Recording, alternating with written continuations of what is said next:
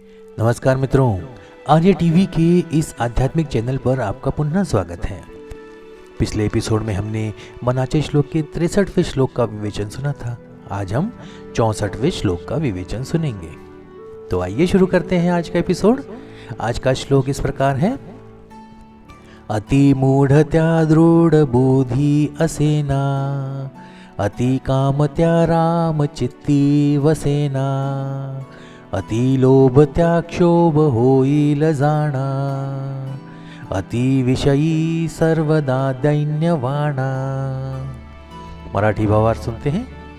जो फार अज्ञानी असतो त्याची बुद्धी स्थिर नसते, जो अत्यंत लंपट असतो त्याच्या अंतःकरणात राम वसत नाही, जो अत्यंत लोभी असतो त्याच्या मनाला कधी स्वस्थता लाभत नाही, आणि जो अत्यंत विषय लंपट असतो तो लाचार जीणी जगतो।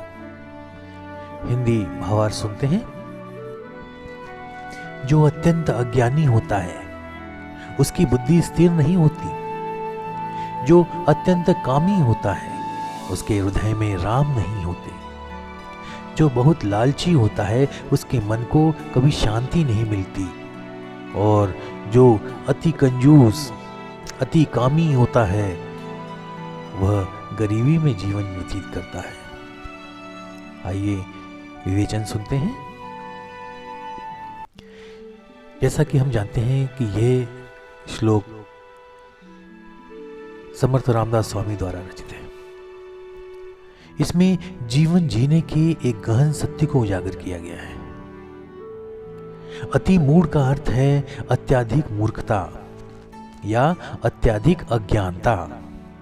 दृढ़ बुद्धि का अर्थ है मजबूत बुद्धि, अर्थात ऐसी बुद्धि जो स्पष्ट सोच रखती है, स्पष्ट सोच सकती है, निर्णय ले सकती है और विवेकपूर्ण तरीके से कार्य कर सकती है।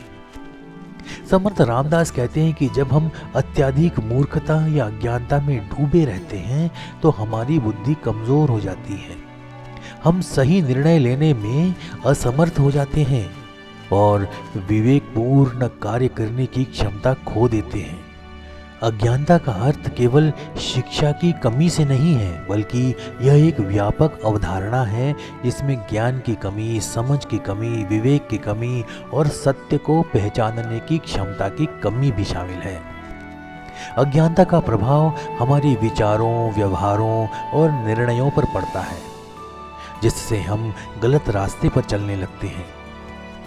बुद्धि हमारे जीवन का आधार है।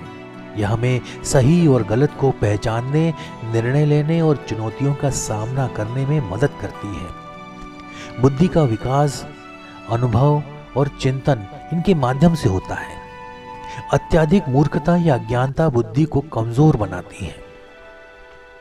जब हम अपनी बुद्धि का उपयोग नहीं करते तो हम अपनी क्षमताओं को विकसित नहीं कर पाते और हमारी सोच सीमित हो जाती है।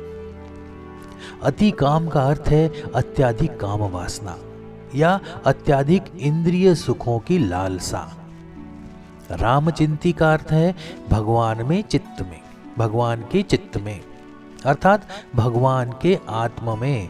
समर्थ रामदास स्पष्ट करते हैं कि अत्याधिक काम वासना भगवान के आत्मा में प्रवेश करने में बाधा बनती है, ईश्वर को आत्मसात करने में बाधा बनती है। हमारा मन भौतिक सुखों में उलझ जाता है और आध्यात्मिक उन्नति से दूर हो जाता है। काम वासना इंद्रियों की तृप्ति की इच्छा है जो अत्याधिक होने पर मन को विक्षुब्ध कर देती है, दुखी कर देती है।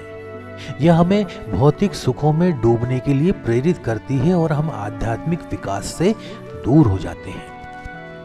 आध्यात्मिक उन्नति का अर्थ है भगवान से साथ जुड़ना, अपने आत्म को जानना और सच्चा सुख प्राप्त करना। यह हमें जीवन के असली अर्थ को समझने में मदद करता है।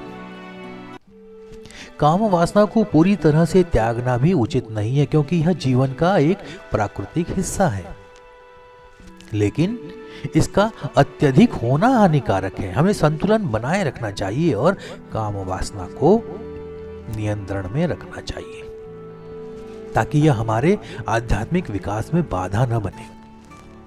अति लोभ का अर्थ है अत्याधिक लालच, और क्षोभ का अर्थ है चिंता, अस्वस्थता।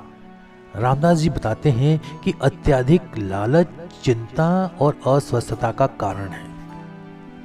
जब हम हमेशा अधिक पाने की इच्छा में रहते हैं तो हमारा मन शांत नहीं रह पाता और हम चिंतित रहते हैं। लोभ एक ऐसी मानसिक स्थिति है जिसमें हम हमेशा अधिक पाने की इच्छा रखते हैं। यह हमें संतुष्ट होने से रोकता है और हमेशा चिंतित और असुरक्षित महसूस कराता है। चिंता हमारे शरीर और मानसिक स्वास्थ्य को प्रभावित करती है। यह हमें नींद से वंचित कर सकती है, हमारी एकाग्रता को कम कर सकती है और हमारे रिश्तों को प्रभावित कर सकती है। लोभ से मुक्ति पाने का एकमात्र तरीका है संतुष्टि। हमें अपने पास मौजूद चीजों के लिए आभारी होना चाहिए और अधिक पाने की इच्छा को छोड़ देना चाहिए। अति विषयी सर्वदा दैन्यवाना। अति विषयी का अर्थ है अत्यधिक भौतिक वस्तुओं का मोह। दैन्यवाना का अर्थ है दुर्बल, निराश। समर्थ रामदास कहते हैं कि अत्यधिक भौतिक वस्तुओं के मोह से व्यक्ति हमेशा दुर्बल और निराश रहता है। वह हमेशा उन वस्तुओं के पीछे भागता रहता है, लेकिन सच्चा सुख कभी प्राप्त नहीं होता। भौतिक वस्तुओं का मोह एक ऐसी मानसिक स्थिति है जिसमें हम अपनी खुशी और संतुष्टि भौतिक वस्तुओं से प्राप्त करने की कोशिश करते हैं। यह हमें हमेशा अधिक पाने के लिए प्रेरित करता है और हम सच्चा सुख कभी नहीं पाते। सच्चा सुख भौतिक वस्तुओं से नहीं बल्कि आध्यात्मिक विकास, प्रेम, करुणा और सेवा से प्राप्त होता है। भौतिक वस्तुओं के मोह से मुक्त होने के लिए हमें अपने आप को जानना होगा और अपने जीवन का उद्देश्य समझना होगा। इस श्लोक का अपन अगर गहन अर्थ देखें तो समर्थ रामदास जी इस श्लोक के माध्यम से हमें अत्याधिकता के दुष्परिणामों से सावधान कर रहे हैं। वे बता रहे हैं कि अत्याधिक मूर्खता, अत्याधिक काम वासना, अत्याधिक लालच और अत्याधिक भौतिक वस्तुओं का मोह हमारे जीवन में दुख और निराशा लाता है। इस श्लोक के हमारे जीवन में अनेक अनुप्रयोग हैं। हमें संतुलित जीवन जीना चाहिए, हमें किसी चीज को अत्यधिक महत्व नहीं देना चाहिए, हमें भौतिक सुखों के पीछे नहीं भागना चाहिए, हमें लालच से दूर रहना चाहिए और भौतिक वस्तुओं के मोह से मुक्त रहना चाहिए। हमें अपने जीवन में ज्ञान और बुद्धि का विकास करना चाहिए, हमें शिक्षा प्राप्त करनी चाहिए, ज्ञान अर्जित करना चाहिए और अपनी बुद्धि का उपयोग सही निर्णय लेने के लिए करना चाहिए। हमें अपने आध्यात्मिक विकास पर ध्यान देना चाहिए, हमें भगवान के साथ जुड़ना चाहिए, अपने आत्म को जानना चाहिए और सच्चा सुख प्राप्त करना चाहिए। अपने जीवन में संतुलन और संयम बनाए रखना चाहिए। हमें किसी भी चीज का अत्यधिक सेवन नहीं करना चाहिए। हमने अपने पास मौजूद चीजों के लिए आभारी होना चाहिए, अधिक पाने की इच्छा को छोड़ देना चाहिए। भौतिक वस्तुओं के पीछे नहीं भागना चाहिए बल्कि सच्चा सुख खोजने के लिए अपने आत्म को जानना चाहिए और आध्यात्मिक विकास करना चाहिए। इस श्लोक का विश्लेषण अर्थात विवेचन करने के बाद हम समझते हैं कि यह केवल एक श्लोक नहीं है बल्कि जीवन जीने का एक आदर्श है, एक दर्शन है। यह हमें सिखाता है कि जीवन में संतुलन, संयम, ज्ञान, आध्यात्मिक विकास और सच्चा सुख ही सच्चा ध्येय है। तो आज का विवेचन यही समाप्त करते हैं। मिलते हैं अगले एपिसोड में एक नए श्लोक के साथ, नए विवेचन के साथ। तब तक के लिए जय जय रघुवीर समर्थ। नमस्कार।